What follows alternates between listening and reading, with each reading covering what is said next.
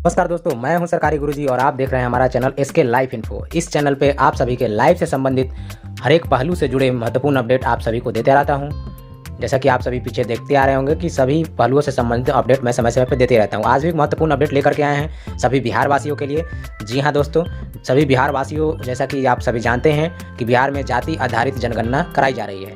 इस जाति आधारित जनगणना में आप सभी के घर तक प्रगणक जाएंगे और जाति आधारित आंकड़ों को इकट्ठा करेंगे। तो उन्हीं से संबंधित विशेष डिटेल्स में हम लोग बात करेंगे कि आप जो है जाति जनगणना किस प्रकार से कराएंगे और उसमें क्या क्या सावधानी रखेंगे।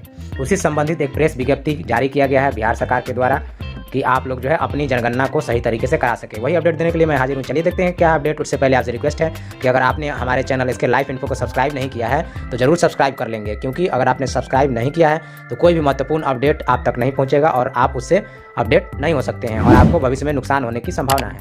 इसलिए सब्सक्राइब जरूर कर लें।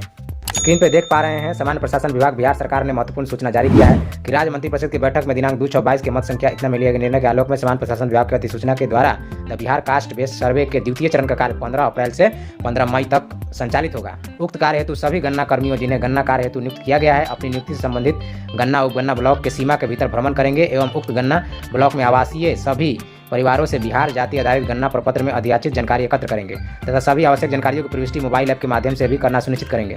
गणना प्रपत्र एवं मोबाइल ऐप में अपेक्षित जानकारी एकत्रित करने के लिए निम्नवत प्रमाणिक मदों के संबंध में गणना क्षेत्रों में आवास करने वाले सभी परिवारों के सभी व्यक्तियों की पूछकर जानकारी प्रविष्ट करेंगे। जी हाँ दोस्तों, आप लोग यहाँ पर इस एक बात को समझ लीजिए कि यहाँ पे सिर्फ 17 कॉलम दिया गया है। इन 17 कॉलम पे ही आपके परिवार में जितने भी सदस्य हैं, जितने भी मेंबर हैं, उन सभी का अलग अलग जानकारी इकट्ठा किया जाएगा। यानी अगर आपके परिवार में 5 सदस्य हैं तो पांचों सदस्य का बारी बारी से 17 कॉलम भरा जाएगा। पहला सदस्य का पहले भरा जाएगा, उसके बाद दूसरा सदस्य का, फिर तीसरा सदस्य का, सभी सदस्यों का 17 कॉलम अलग अलग भरा जाएगा।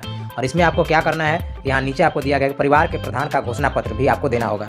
जो भी मुखिया होंगे, यानी जो यह सूचना प्रगणक को बताएंगे और भरवाएंगे, वो जो है परिवार के मुखिया माने जाएंगे और उनको एक घोषणा पत्र देना होगा और सिग्नेचर करना होगा कि मैं घोषणा करता हूं कि मेरे द्वारा पूरे परिवार के संबंध में जो सूचना दी गई है वह मेरी जानकारी और विश्वास में सत्य है। मेरी जानकारी और विश्वास में सत्य है। इसमें से किसी सदस्य की गणना यहाँ के अलावा और कहीं बिहार में नहीं की गई है। साथियों, तो ये घोषणा आपको देना है। इसलिए आप लोग जो है 2 जगह गणना नहीं कराएंगे, सबसे पहली बात। और दूसरी बात कि आप जो है कोई भी जानकारी सही देंगे, कोई भी जानकारी छुपाने का प्रयास नहीं करेंगे, अन्यथा भविष्य में आप जो है फंस सकते हैं। तो यहाँ पे कॉलम देख लीजिए क्या क्या है। परिवार के सदस्य का पूरा नाम, पिता पति का नाम, परिवार के प्रधान से संबंध और आयु वर्ष में। तो यहाँ देखिए 4 कॉलम जो दिया गया है, इसको आप लोग अपने आधार के हिसाब से दर्ज करवाएंगे तो उससे आपको फायदा ये होगा कि सरकार अगर इस सर्वे के आधार पर भविष्य में कोई भी योजना लाएगी तो उसमें आपका नाम आधार से मैच करेगा और आपको जो है कोई भी काम होने में समस्या नहीं होगी। अगर आप आधार नहीं देते हैं, हालांकि ये अनिवार्य नहीं है, लेकिन आपको खुद से आगे बढ़कर के आधार से ही अपना नाम और उम्र डलवाना है ताकि इस योजना का भविष्य में कोई भी लाभ हो तो आपको मिल सके। अगर आप ऐसे ही मौखिक नाम लिखवाएंगे तो हो सकता है प्रगणक बंधु कोई और नाम लिख दें, लिखने में स्पेलिंग का इधर उधर बदलाव हो जाए और भविष्य में आपका जो आधार से डाटा नहीं मैच होगा तो भविष्य में दिक्कत हो सकता है। जैसा कि आप सभी जानते हैं कि आयुष्मान कार्ड का सूची भी 2011 के जनगणना के अनुसार उठाया गया था। तो जनगणना में लोगों ने मौखिक लिखवा दिया है और अभी जो है आधार से आयुष्मान कार्ड बनता है तो उनका रिजेक्ट हो जाता है। तो इसलिए आप लोग आधार से ही डाटा लिखवाएंगे।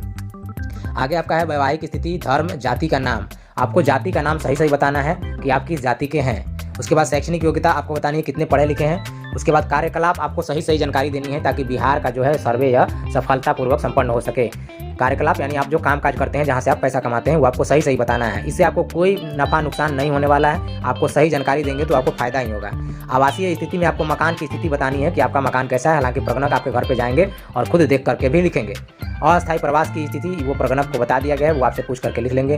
कंप्यूटर लैपटॉप अगर आपके यहाँ है तो वो आप जानकारी दर्ज करवाएंगे। मोटरयान, जी हाँ, मोटरयान की जानकारी आप लोग बिल्कुल नहीं छुपाएंगे, अन्यथा भविष्य में आप परेशानी में पड़ जाएंगे। जैसे मान लीजिए आपके यहाँ गाड़ी है, कार है और आप जो है गरीब दिखने के लिए सोच रहे हैं कि हम इसका जानकारी जनगणना में नहीं डलवाएं, तो ये आपका भारी भूल हो सकता है। क्योंकि जो है आरसी, हर एक गाड़ियों का आरसी रजिस्ट्रेशन रहता है, आरसी पे आपका नाम रहता है और वह आरसी बिहार सरकार के ही पास से आता है, तो उसके पास ऑलरेडी डाटा है। भविष्य में कहीं भी आपका टेक्निकल मिसमैच होगा तो आप परेशानी में पड़ सकते हैं। इसलिए अगर आपके यहाँ वाहन है तो वाहन की जानकारी जरूर देंगे। आगे है दोस्तों कृषि भूमि। कृषि भूमि में जो है आपकी जितनी भी कृषि भूमि है, आपके जो परिवार के मुखिया हैं या फिर पिताजी हैं, उनको जो भी पूर्वजों से कृषि भूमि, खेती करने वाली भूमि मिली है हिस्से में, या फिर उन्होंने अपने नाम से खरीदा है, तो उसको जरूर डलवाएंगे, छुपाएंगे नहीं, अन्यथा भविष्य में परेशानी में पड़ जाएंगे।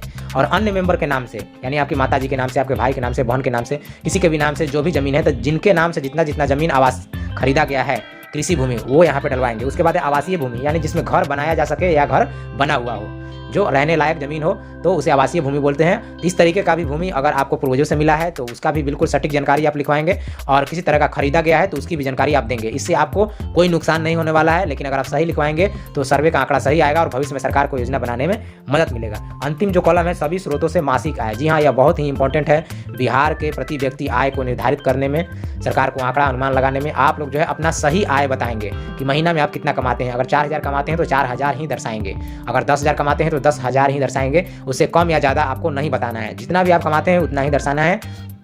आप जो है ऐसा नहीं करेंगे कि आप 10,000 कमा रहे हैं तो आप 3,000 लिखवा देंगे, तो भविष्य में जो है आप परेशानी में पड़ सकते हैं। क्योंकि ज़माना जो टेक्निकल हो चुका है, हर कोई आधार, पैन, गूगल पे, फ़ोन पे यूज़ कर रहे हैं, सारा डाटा सरकार के पास ऑलरेडी मौजूद है। इसलिए आप जो है गलत जानकारी नहीं देंगे, और गलत जानकारी अगर आप दे रहे हैं तो अंत में आपसे घोषणा पत्र भी लिया जा रहा है कि मैंने जो भी जानकारी दिया है वो बिल्कुल सही है।